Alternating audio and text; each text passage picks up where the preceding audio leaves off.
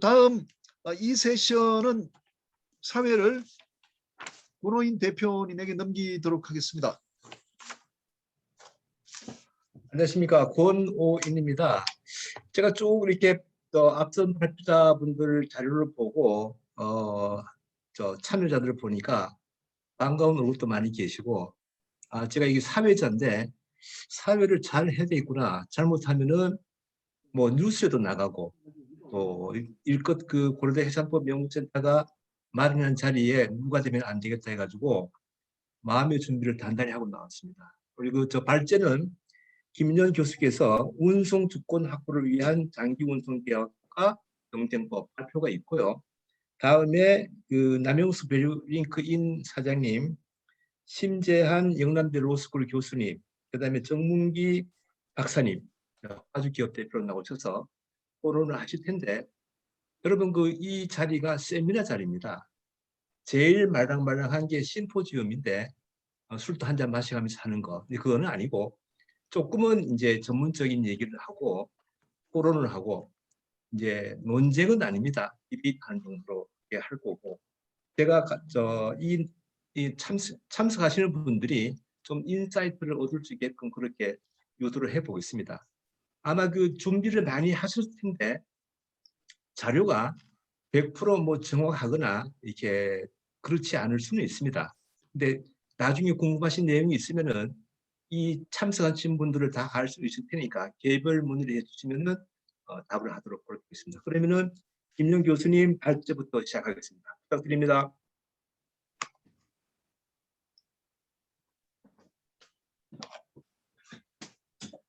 예, 여러분 반갑습니다.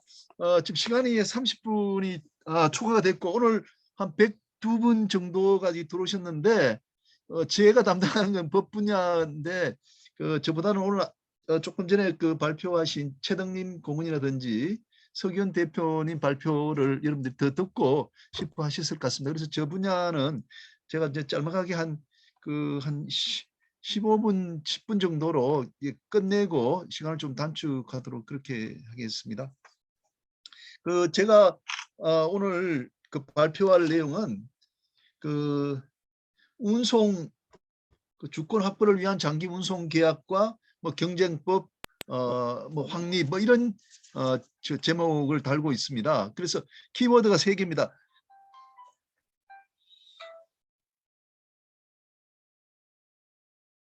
키워드가 3개입니다. 그러니까 운송 주권이란 키워드하고 장기 운송 계약 그리고 회사 경쟁법 이렇게 됩니다. 우선 운송 주권에 대한 이야기를 좀 해보도록 하겠습니다. 예, 다음 페이지요. 아시다시피 이제 작년 10월경부터 이 수출 화물의 이동이 원활치 못해서 뭐 기자들 표현에 따르면 운송 대란 또 물류 대란 이런 것들이 이제 발생하게 되었습니다. 물론 이제 우리 해상 운송인 또 전기선사들 입장에서는 대단히 아주 아주 즐거운 일이긴 하지만 우리나라 국가 전체적으로 본다면은 이 무역 대국인데 수출이 이제 순조롭게 돼야 되는데 이게 운임이 지나치게 많이 오른다든지 또 선박을 구하지 못한다든지 하는 것은 상당히 국가 경제적으로 볼 때는 좀 어려운 상황이다 이렇게 생각이 들 수가 있거든요. 그래서 그 가운데 제가 이렇게 보니까 항공 운송하고 철도 운송을 통해서 운송을 해주는 또 경향이 생겨났습니다만 그 비중이 워낙 작기 때문에 해상 운송의 중요성을 다시 한번 우리가 깨닫게 되는 그런 결과가 이제 됐었습니다. 그렇지만 또 해상 운송인들이 그렇다고 해서 적절하게 뾰족한 뭐 해결책을 제시하지는 못하고 있는 것 같습니다. 그래서 제가 뭐 작년 연말경에 우리가 너무 외국에 우리 수출입 화물의 운송을 의존을 많이 하고 있는 게 아니냐라는 저는 이제 착안을 이제 하게 됐습니다. 그래서 이것저것 이렇게 살펴봤더니 특히 이제 컨테이너 박스 같은 경우에는 우리가 아예 뭐 제작을 못하고 뭐 과거에는 제작을 했습니다만 이게 제작비가 많이 드니까 경쟁에 있는 중국에 다 이게 넘어가게 됐다는 거죠.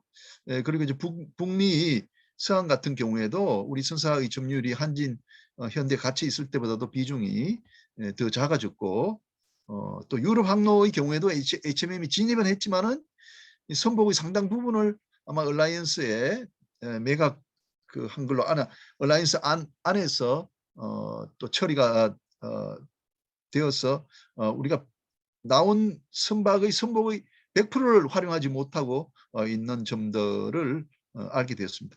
그다음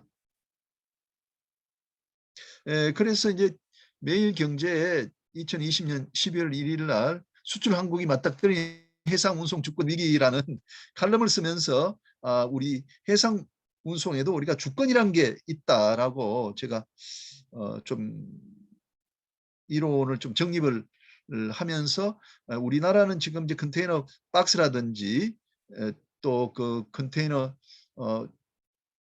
자체가 우리나라 그 수출입 화물을 경쟁력 있게 안정적으로 수송해 주는 데는 한참 모자라는 것이 아니냐. 그래서 운송 주권이 지금 우리가 제대로 갖춰지지 않다. 이렇게 글을 쓰면서 그러면 어떻게 해야 될 것인가에 대한 이야기를 매일경제에다가 칼럼으로 쓴 바가 있습니다. 다음.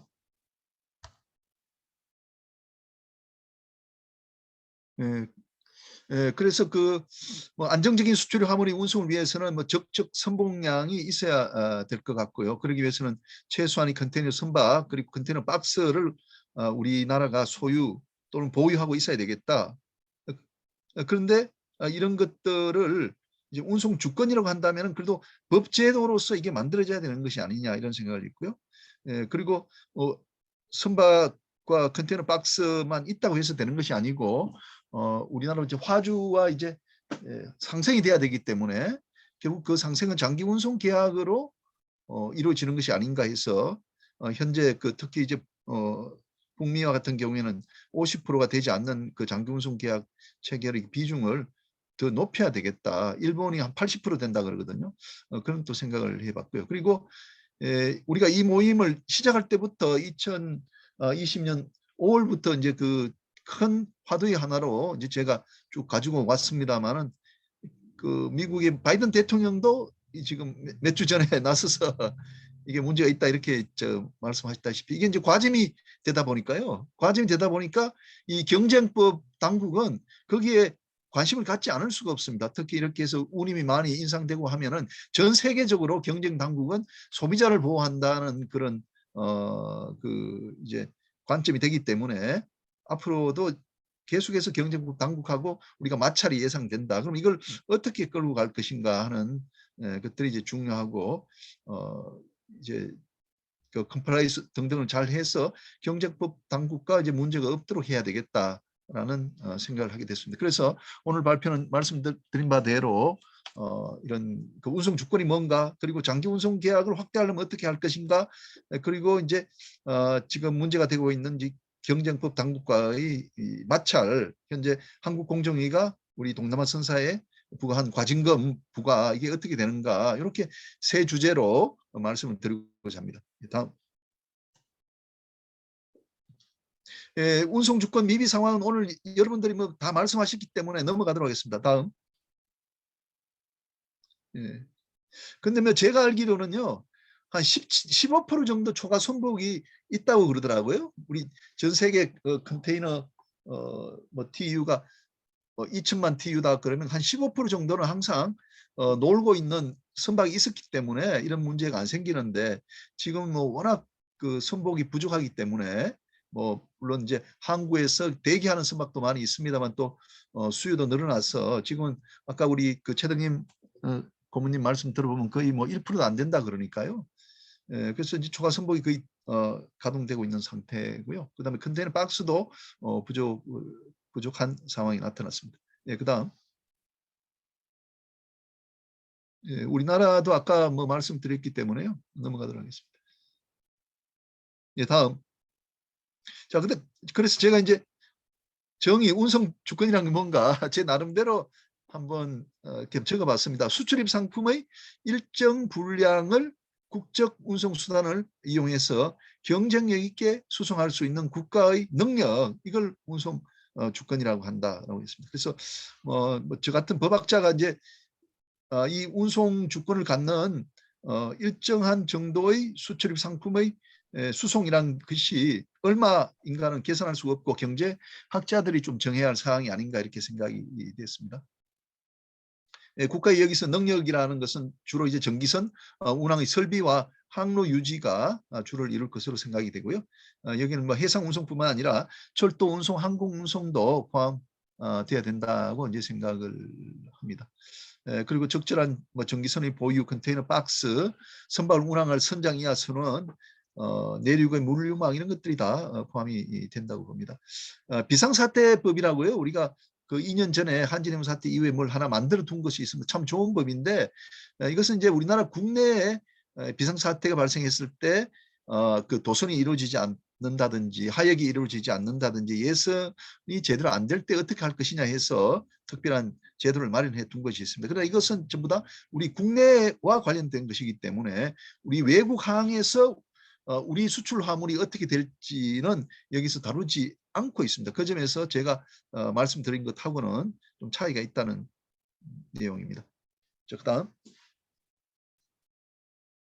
그다음에 뭐 전기선사의 그 영업에서 우리가 좀 고려해야 될 사항은 국제화 시대이기 때문에 우리가 이제 우리 화물만을 수송해서도 안 되고 또 우리 화주들이 또 우리 국적 전기선사에만 의존해서는 안 되고 또 그럴 수도 없는 그 상황입니다. 아시다시피 우리 선사들은 50% 이상을 제3국 간의 운송에서 운임을 벌어들이고 있거든요. 3국 간 화물에서.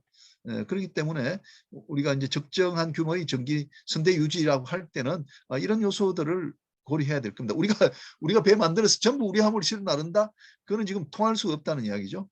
그 다음에 두 번째 고려해야 할 요소가 얼라이언스의 영업 방식인 것 같습니다. 예를 들어서 그 HMA이 뭐 만선을 했다고 이제 계속 신문에 나온단 말이죠. 그러면 그게 이제 뭐 24,000 TU라면은 HMA 우리나라에서 우리나라 화물을 다 만선을 해 간다는 이야기가 아닙니다. 거기서 이제 그것이 이제 얼라이언스 안에서 일정 부분은 또 얼라이언스의 그 운송인들이 전기선사들이 자기 화물을 싣고 간다는 거죠. 그래서 어떤 특정한 HMM의 선박에는 그런 뭐 더원의 화물도 있는 거고 양명의 화물도 실려 있는 것이죠. 그래서 우리가 이제 그 운송 주권을 이야기할 때는 선박 하나를 이야기할 게 아니라 선박 하나의 그 이제 저 운송 적재 능력인 TU를 이야기할 것이 아니라 실제로 우리 그 HMM이라든지 SM 상선이 실어 나를 수 있도록 그 이제 짜져 있는 그 능력을 봐야 된다는 거죠. 그다음에 자국 선대가 우리가 작다 하면은 또 외국 그 전기선사가 우리나라에 많이 또 기여하게 하면은 또 그런 부족한 부분을 또 보충할 수 있을 것이다 이렇게 생각이 듭니다. 자, 그다음 페이지요. 그래서 이제 얼마의 전기선 상선대가 필요할 건가? 이거 제가 이제 경제학자가 아니기 때문에 전혀 그 제 말씀이 맞다 이런 말씀을 드리는 건 아니고 어렴풋하게 제가 이제 생각할 때는 우리가 이제 전기선 헌장이 그 1974년에 만들어졌단 말입니다. 그런데 전기선 헌장에서는 이제 그 수출을 이렇게 하게 되면은 수출하는 국가와 이제 수입하는 국가가 있는데 그 전기선 사들이 각각 40대 40으로 실어 나라라 이렇게 했거든요. 수출하는 국가의 그 전기 그 선사가 40%, 그다음에 수입하는 쪽에서 40% 이렇게 하라 그랬고 제3국이 20%라고 이야기를 했단 말이죠. 그렇다면은 이런 우리가 이제 수출 화물을 볼 때는 최소한 한 40%는 우리 자국 상선대가 실어 나눠야 되는 것이 아닌가 이렇게 생각이 듭니다. 현재 우리가 이제 미주 가는 것은 20%라 그러지 않습니까? 그렇게 본다면은 우리가 상당히 부족하다라고 이제 생각이 들고 그다음에 동남아 같은 경우는 이제 60%를 실어 나르니까 우리가 뭐 충분히 운송 주권을 가지고 있다라고 이제 말씀을 드릴 수가 있을 것 같습니다. 그 특히 이제 미주 항로의 경우에 90년대 후반에 이제 조양 현대 한진이 있을 때는 50%까지도 우리가 수송을 한 바가 있습니다. 그리고 이제 그 오늘 최덕님 상무님 고문님 그 발표 내용에도 나왔습니다만 에버그린 같은 경우가 한 150만 TU, 양명이 한 50만 TU니까 대만이 한 200만 TU가 됩니다. 근데 우리는 지금 HMM이 뭐 건조하고 있는 것 이렇게 치면 한 90만 TU 가까이 되는 것 같고요. SM 라인이 뭐 5만 이렇게 하면 약 100만 정도가 안 되겠나 이렇게 제가 생각되거든요. 그러면 대만보다도 우리가 이제 규모가 더 크다면 우리가 100만이라는 것은 그 너무 적은 숫자가 아닌가. 그래서 우리도 한 200만으로 가야 되는 것이 아닌가 이렇게 이제 생각이 듭니다. 뭐 HM도 더 키워야 되고 이제 SM도 더 키워가지고 이제 원양 전기 생산은 한 200만 TU 정도로 가는 것이 운송 주권을 갖는 쪽의 방법이라고 이제 생각이 듭니다. 자, 그다음.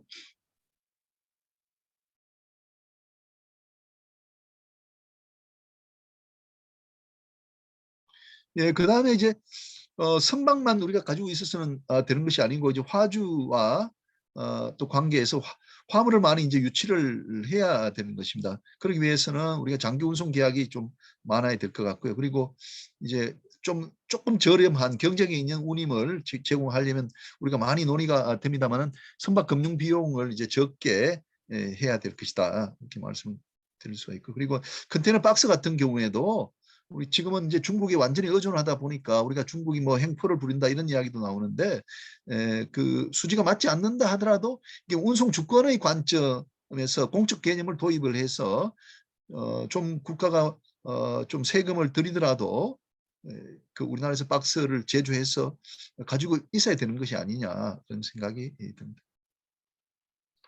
이제 그다음에 이제 법제화가 필요하다는 말씀인데 그 우리가 뭐 우리 민간의 일하고 좀 다르지 않습니까? 운송 주권이란 말은 이제 국가와 밀접히 연결이 되기 때문에 우리 민간에서의 논의로 끝이 나서는 안 되고 이건 우리가 헌법에다가 이제 운송 주권의 확보를 위해서 국가가 노력해야 된다는 걸 우리가 천명해서 좀 더 좀 확실하게 이 부분을 가져가야 되겠다 이런 말씀을 드리고 싶습니다. 그러니까 수출 화물의 경쟁력 있는 수송의 유지는 국가의 의무다라고 되어 있다는 거죠. 그리고 이제 만약 이와 관련해서 인프라가 부족하면은 이걸 이제 공공재로 모아서 국가가 예산을 마련해서 보유를 해줘야 된다. 이렇게 말씀을 드리고요. 그리고 현재 이제 코로나와 같이 이제 비상사태의 경우에는 우리가 가수요가 많이 이제 생겼지 않습니까?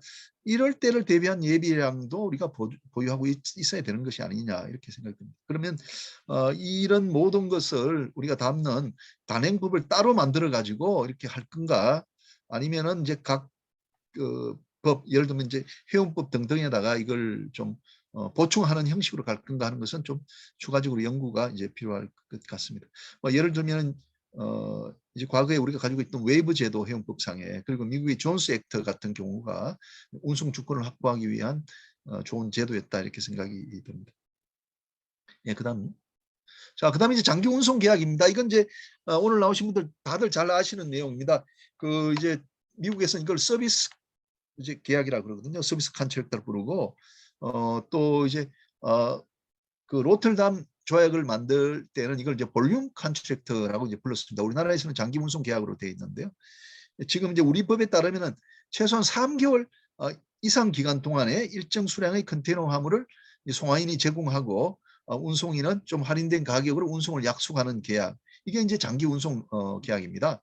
근데 장기 운송 계약은 이제 뭐 적어도 3개월, 1년짜리이기 때문에 그 하부 구조에서 개별적인 이제 개품 운송이 이제 존재하게 되는 겁니다. 근데 일정한 수량이 있어야 이게 이제 가능하게 되겠죠. 그래서 그 전기선사 운송인이 있고 이제 대량 화주 또는 운송 주선인 또는 이자 물류 회사가 이제 그 상대방이 되는데 이 두 당사자 사이에 장기 운송 계약이 체결되게 됩니다. 자, 다음.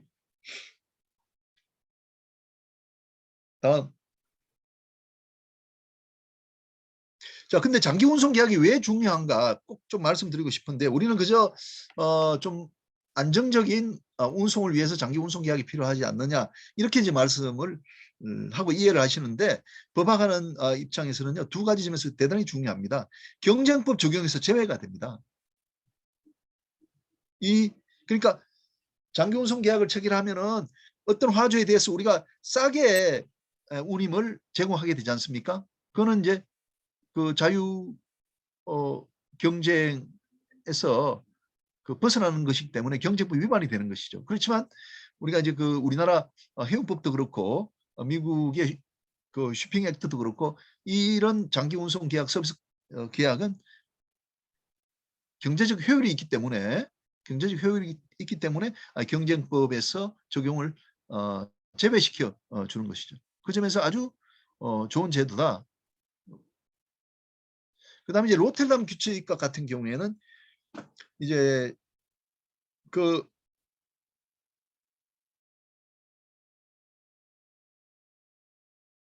운송인과 하주 관계를 운송인이 협상력이 있고 유리한 지위에 있고 화주는 항상 불리한 지위에 있다라고 보고 있습니다. 우리 국제적으로 그 해상 운송 조약이나 법은 그렇게 되어 있다는 거죠. 컨테이너 박스 하나를 가지고 있는 화주와 운송인 사이의 운송 계약으로 보기 때문에 운송인은 강자고 송화인 화주는 약자다. 이런 관념 하에서 이 법이 만들어져 있습니다. 그런데 이제 로텔담 규칙에서는 이 볼륨 컨트랙트에서는 그렇지 않고 이 계약 자유의 원칙에 맡긴다. 그러니까 관점이 완전히 달라지는 거죠. 운송인이 강자고 화주가 약자이기 때문에 화주를 보호하기 위해서 강행 규정을 둔다. 이런 제도가 없어져 버리고 이 볼륨 컨트랙트 그러니까 서비스 계약 하에서는 당사자가 어떤 계약이든지 마음대로 약정을 하면은 그걸 우리 법에서 인정해 주겠다.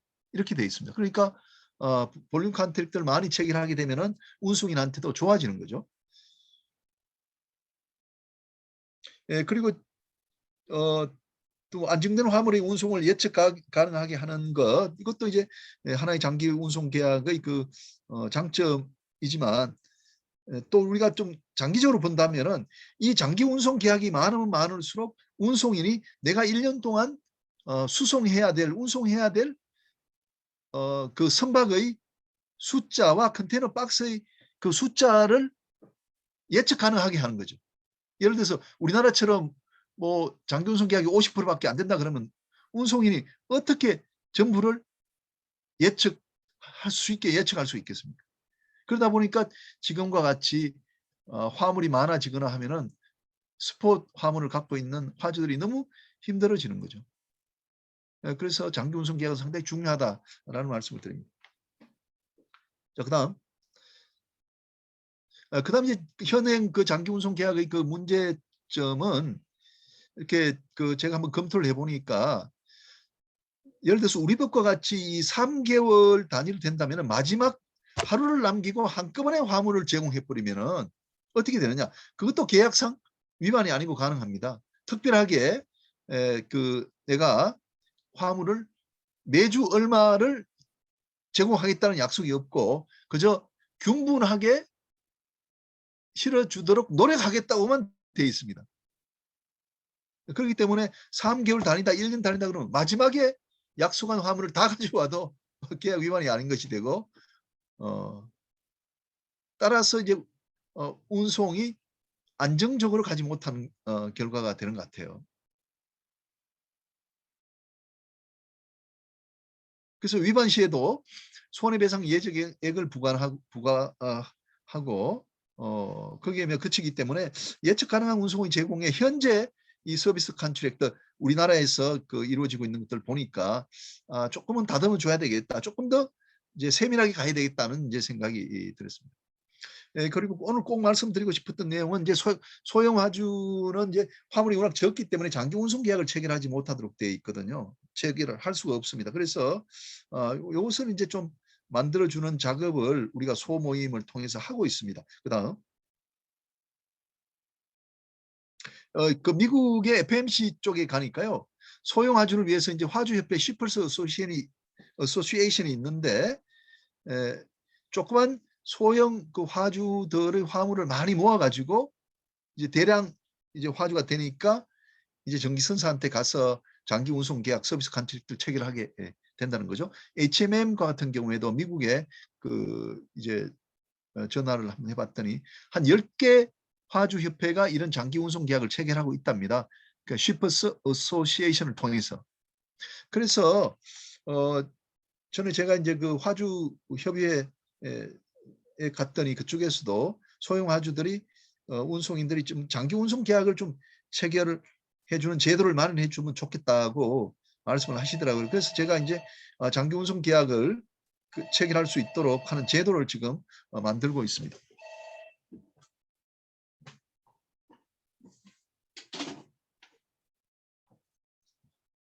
죄송합니다. 전화가 가지고. 그래서 이제 실무에서는 어떻게 하고 있는가를 이렇게 봤더니요. 그 모기업이 계약의 주체가 되고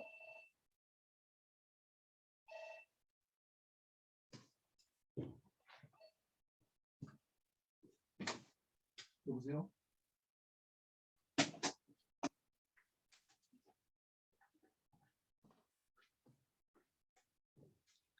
네, 모기업이 이제 계약의 주체가 되고 자회사들이 이제 운임을 지급하는 형태로 그 유사한 그런 것이 있어서 소형 화주의 경우에도 막 이렇게 할 수 있을지를 한번 검토를 해봤습니다. 근데 마침 손해보험협회에서 좀 유사한 제도를 저한테 좀 가르쳐 줬습니다. 해상 및 보세보험 공동인수협정이라는 것이 있는데요. 그 손해보험협회가 한 10여 개 자기들 회원사하고 협약을 그 체결을 해가지고 한 50톤 이하의 조그만 이제 그 어선들 그다음에 뭐 관공선들의 이제 보험을 인수할 때 이 손해보험협회가 이제 주체가 됩니다. 계약의 주체가 됩니다. 그 개별 보험회사가 주체가 되는 게 아니고요. 그래서 손해보험협회가 이제 주체가 되어 가지고 이제 계약을 체결하고 손해보험협회 이름으로 보험증권을 이제 발행을 하게 됩니다. 그리고 이제 직접 보험료를 수령해 가지고 그 회원인 그 손해보험협회에다가 이제 나눠주는 형태 그런 형태의 그 이제 영업을 하고 있기 때문에 제가 이것을 이제 소형 화주의 경우에도 좀 모델로 삼으면 되지 않나 이렇게 해서 지금 작업을 하고 있습니다. 그다음 그래서 이제 그 무역협회 산하에 뭐 화주협회가 있지만 그 각기 다른 좀 섹터가 있을 거 아니겠습니까? 이제 그 화물이 뭐 자동차, 뭐 담배 뭐 등등 있으면 그 사람들이 이제 협회가 나서 가지고 좀 회원사들을 대신해서 계약의 이제 주체가 되는 거죠. 그래서 그 전기선사하고 장기 운송 계약을 이제 체결을 하고 뭐 예를 들어서 일정한 물량의 화물을 제공하지 못하게 되면 그때 책임은 이제 화주 협회가 부담하고 또 전기선사에 대해서도 이제 권리를 갖게 되고 그리고 이제 그 이행에 대한 보증을 또 뭐 해양진흥공사가 해준다든지 하면은 이것이 좀 작동이 가능하지 않을까 이렇게 생각이 듭니다. 그리고 이제 그 하부 구조에서 발행되는 그 선화증권은 이제 이것은 이제 그렇게 할 수는 없고 그 송화인에게 선화증권이 나가야 될 것이 아니냐. 개별 화주가 송화인이 되어서 선화증권을 수령해야 그게 은행에 내구가 되니까 이 부분은 이제 각 개별 화주가 그 선화증권 상위 송화인이 돼야 되겠다 이렇게 생각을 하고 있습니다. 자, 그다음에 이제 표준 계약서는 아까 이제 말씀을 드렸는데요. 그 MQC 최소 약정 물량을 가능한 균분하게 그 제공하도록 노력해야 된다. 이것을 이제 의무를 부담하는 걸로 가능한 균분하게 노력해서는 어떤 책임을 물을 수 없기 때문에 이것 여기에다가 이제 의무를 부과를 시켜야 될 것이라는 생각이 들었습니다. 물론 이제 한편으로 생각하니까 이게 쉽지가 않을 것 같아요. 이 물량이 계속해서 일주일에 한 번씩 나오는 회사 같으면 그렇게 되지만 이게 뭐 몇 달에 한 번씩 나오는 경우 같으면은 제가 말씀드린 의무를 꼭 부담시키는 것들이 오히려 부담이 될 수도 있겠다라는 이제 생각이 듭니다. 그래서 그럴 경우에는 이제 디폴트 룰이라고 임의 규정 형태로 하면 되지 않겠나 이런 생각이 듭니다. 자, 그다음 시간이 너무 잘 가네요. 그다음 자 경쟁법인데 경쟁법 조금 말씀드리겠습니다. 경쟁법의 뭐 내용은 여러분들이 잘 알 겁니다. 이제 공동행위뿐만 아니라 그 시장 지배자적 지위나 기업 결합이라든지 뭐 부당거래 이런 그 내용을 이제 우리 공정거래위원회가 이제 규제를 하고 있고 이런 경쟁법에 위반되면 이제 과징금을 부과하고 또 형사 고발한다든지 하는 제도가 마련되어 있습니다. 그래서 조사관이 예를 들면 부당한 공동행위에 대해서 조사를 해가지고 이걸 이제 상임위에 올리면은 그 상임위에서 이걸 이제 의결을 하게 됩니다. 그러면 그 의결에 좀 불복을 하게 되면 이제 행정법원에다가 취소 소송을 제기하고 그리고 대법원에 이제 올라가게 되는 것이죠. 자, 그다음. 자, 그다음에 이제 부당한 이제 공동행위인데요. 뭐 공동행위는 여러분 잘 아시는 카르텔입니다. 즉 카르텔로 이렇게 하게 되면은 운임을 막 올리기 때문에 이 그 이제 경쟁법에서 가장 싫어하는 가장 막고자 하는 내용이죠. 그래서 운임에 대한 공동행위는 이제 경성 카르텔이라 그래가지고 이게 위법성이 이게 그 추정이 됩니다. 따라서 이제 피시민이 위법이 아님을 내가 입증을 해야 되고요. 그리고 이제 공정위는 이제 공동행위가 있다는 사실만 입증을 하면은 됩니다. 왜 그런가 하면 이제 운임 담합은 경성 카르텔로 위법성이 추정되기 때문에 그렇습니다. 그래서 이제 피시민이 성소를 하기 위해서는 공동행위가 뭐 없다든지 위법하지 않았다든지 뭐 등등을 이제 입증을 해야 되고요. 그리고 실질적으로 경쟁을 하지 않았다는 것도 이제 입증을 하면은 됩니다. 그다음에 이제 과징금을 부과받은 것들이 이제 우리나라 울릉도 여객 선사에 대한 경우도 여기에 그게 있었습니다. 그다음에 해운법상 우리가 허용되는 이제 공동행위가 있습니다. 해운법 제29조에서는 이제 그 운임과 노선 조정에 대해서는 이제 공동행위를 허용한다라는 이제 규정을 가지고 있습니다. 근데 그 해운법을 자세히 보면 화주와의 협의 그리고 해수부 장관에 대한 신고 등을 이제 조건으로 하고 있고 해수부 장관은 시정 권한을 또 가지는데 그 실질적 경쟁을 제한하는 경우에는 해수부 장관이 조치 후에 그 해수부 장관이 이제 공정 거래 위원장에게 이제 통보하도록 그렇게 되어 있습니다. 그리고 또 조금 혼란스러운 게 이제 공정거래법 제58조에 가면은 정당한 행위인 경우에만 이제 개별법이 이제 면제가 허용되도록 그렇게 되어 있습니다. 아시다시피 이제 지난 6월에 그 동남아 정기 선사에 대해서 이제 공정위가 이제 공정거래법을 전면적으로 적용을 하게 되었습니다.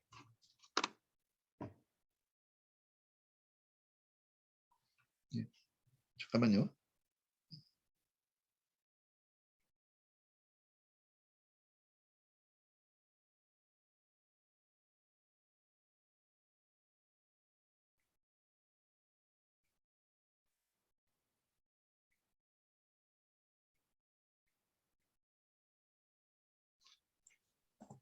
자, 그다음 현재 이 해운법상 허용되는 이 공동행위에 대해 가지고 이 공정거래위원회하고 우리 그 해운 협회 산하 그 동남아 선사들하고 이제 첨예하게 좀 대립돼 있는 것 같습니다. 해운법 제29조는 독자적이고 완결적이고 특별법적인 지위에 있다는 것이 우리 그 이제 선사들 입장입니다. 여러분들 해운법을 이렇게 한번 보시면은 굉장히 이제 독자적으로 잘 만들어져 있습니다. 이런 경우에는 공동행위를 할 수 있다 또 이렇게 돼 있고 그 절차가 이렇게 나와 있고 절차를 지키지 않았을 때는 또 뭐라 그럴까 이제 뭐 시정 조치와 이제 과태료를 부과하는 규정도 이렇게 나와 있기 때문에 굉장히 완성적인 완결도가 높은 그런 예외 규정을 가지고 있습니다. 그래서 저도 이제 몰랐는데 나중에 이렇게 조사를 해보니까 그 전기선 헌장이 나왔고 전기선 헌장을 우리가 이제 그 국내법을 받아들일 때 그게 1978년입니다. 그때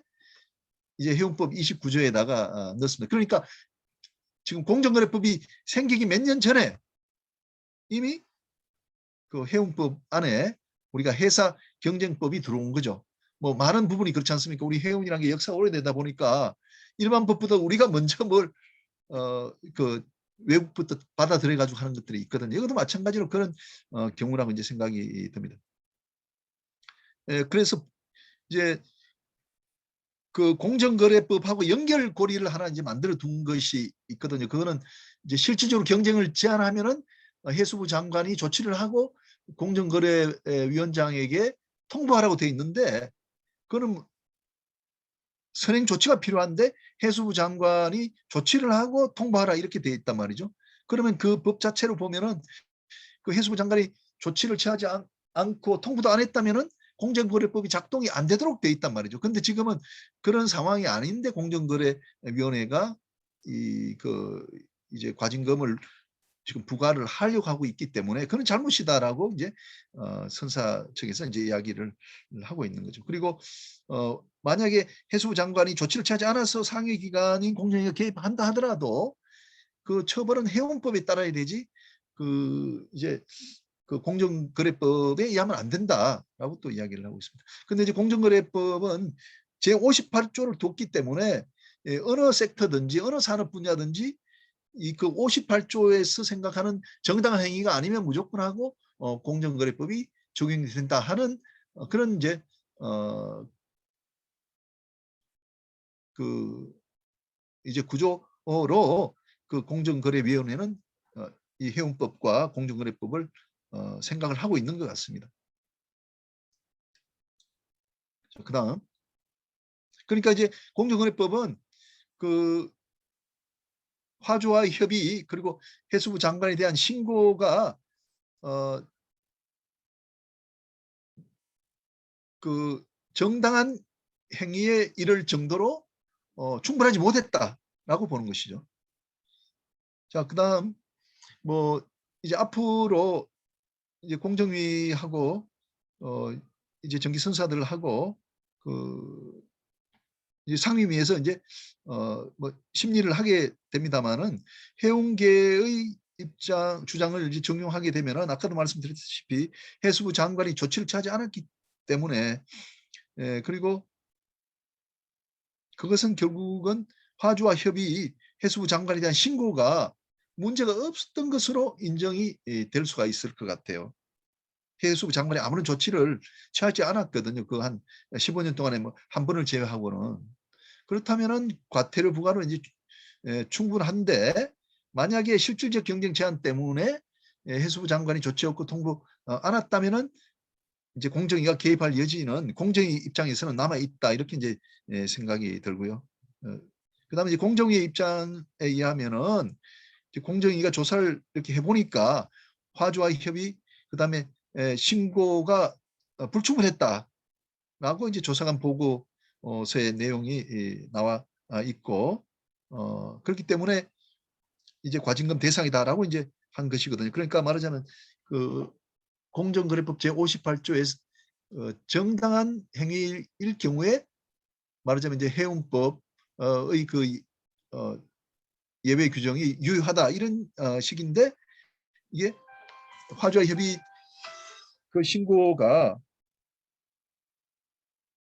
이제 정당하지 않다고 봤기 때문에 이제는 선사들이 위법하지 않음을 내가 반증을 해야 되는데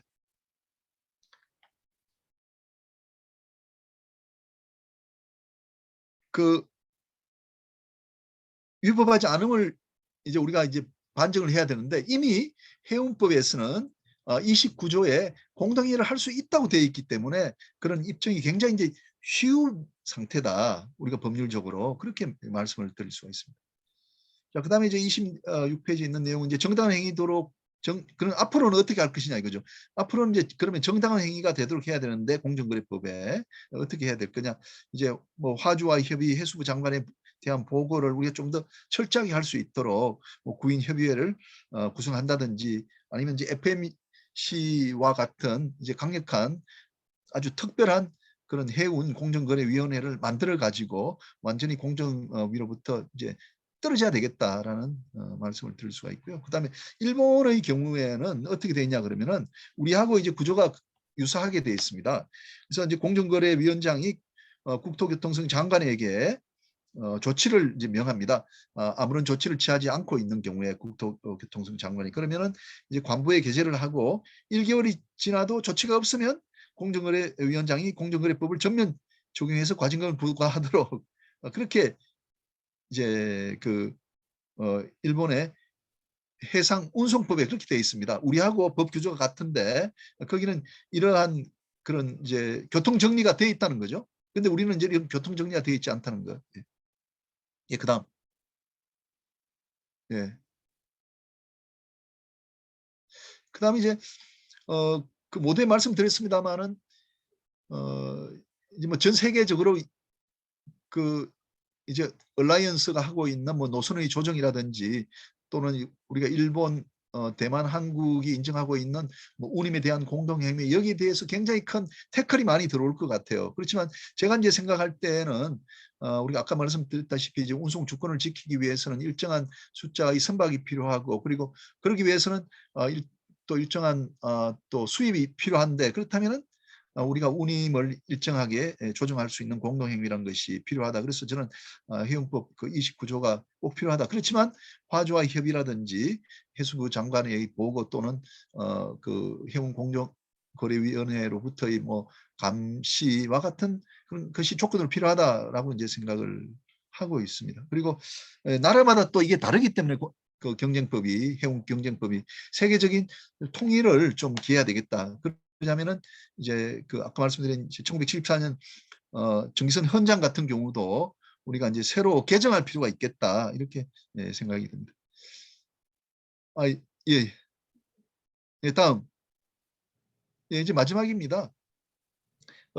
말씀드린 걸 좀 정리를 하자면은 적어도 한 40% 정도는 우리나라 수출 상품을 우리 전기선사들이 운송할 능력을 갖추고 있어야 되는 것이 아닌가. 그렇기 위해서는 전기선과 이제 컨테이너 박스가 일정 양은 우리가 이제 소유하고 보유하고 있어야 되겠다는 생각이 들고 이런 이제 운송 주권은 이제 헌법이라든지 해운법에 좀 명기가 되도록 돼야 되겠다는 말씀드리고 이걸 또 달성하기 위해서는 화주와의 협조도 필요한데 장기 운송 계약의 또 비중을 높여야 되는데 소형 화주들의 장기 운송 계약이 체결되도록 법 제도를 또 만들어야 되겠고 그다음 공동 행위 특히 이제 운임과 같은 경우에는 우리나라의 경우에 해운법 제 29조가 계속 유지되는 것이 좋겠고 전 세계적으로 통일을 가져오기 위해서 그 라이노 코드에 대한 개정 작업이 필요하다 이렇게 말씀을 드리고 발표를 마치겠습니다. 생각보다 길어졌습니다. 죄송합니다.